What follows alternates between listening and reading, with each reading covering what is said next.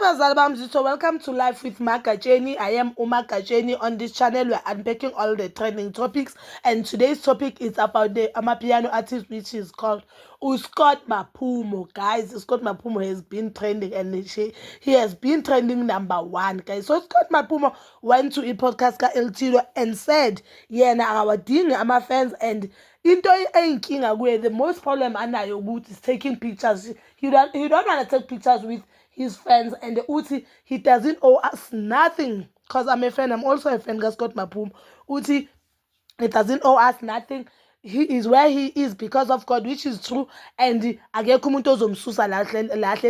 guess that thing is with Samantha Baning. I'm one of those people who is very hurt because I'm streaming your music with my own data, with my own Wi-Fi, but you are telling me that you are where you are just because of God.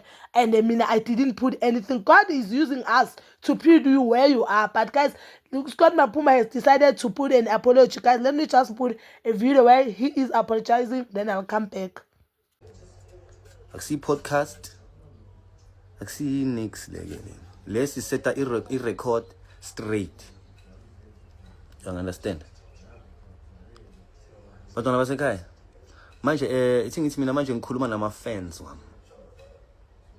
You understand? Akekho umuntu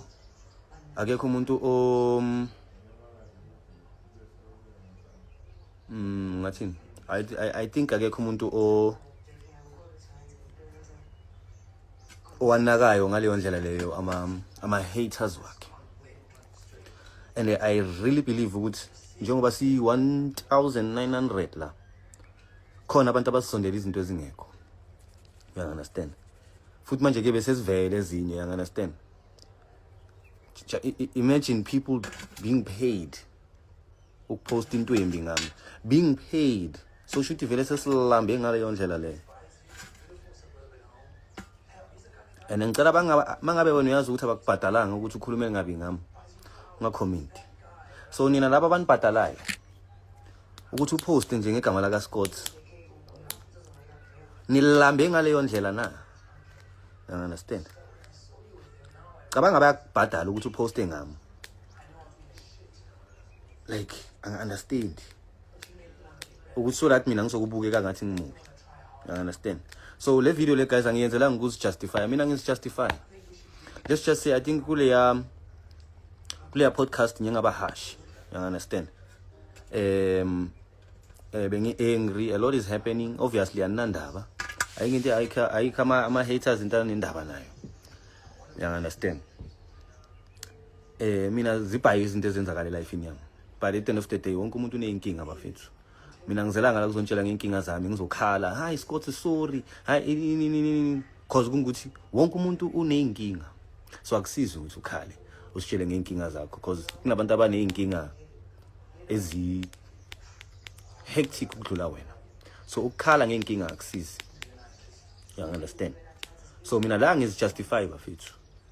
And mina la no ukuthi like I think into e wrong ngiyenzile ukuthi ngisuke ngalwisa i-country yonke, and which is not fair, because kunabanye abantu abangithandayo unconditionally, kunabantu abalizwayo point lami ukuthi ngithini.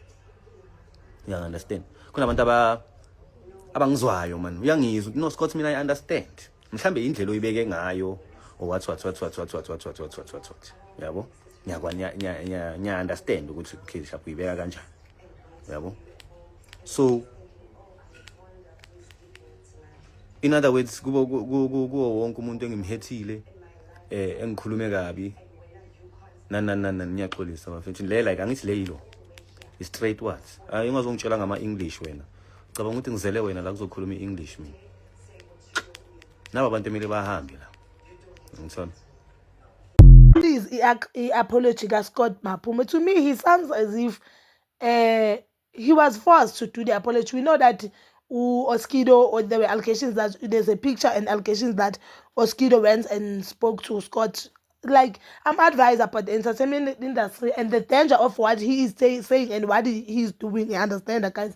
We've seen that who Play Coffee also did that. And after the event that he attended in Mpumalanga, whereby abantu they didn't vibe to the music, engathi bebatshela, you know what, we want dance, we want talk, we want and after a few gigs that were cancelled, his few gigs that were cancelled, he seems like this apology uyayisho, but it's not genuine for me. And you cannot go to uxolisa ngapha ufasa insango asiyeke ke insango into yakhe ayithandayo. Uqala uxole ne, then uthi I'm addressing the haters. Let's just be honest. Scott Napuma didn't have so much haters. You know, everyone has haters. But again, a lot of people who are talking are people who love him, are people who are streaming his music, and are people who are buying tickets to go to Maragika. So I don't know what's wrong with this boy. I think DJ Maphorisa, because on the podcast, he also stated that he loves DJ Maphorisa and he enjoys working with DJ Maphorisa. That means his mentor is DJ Maphorisa. I think DJ Maphorisa I'm advising more, you understand? And even in the statement I keep it, I don't buy that statement, I don't wanna lie. But I feel as if at that but at the very same point, I think he's still young. I'm not sure how old is he, but the allegations that he is 28. He's young.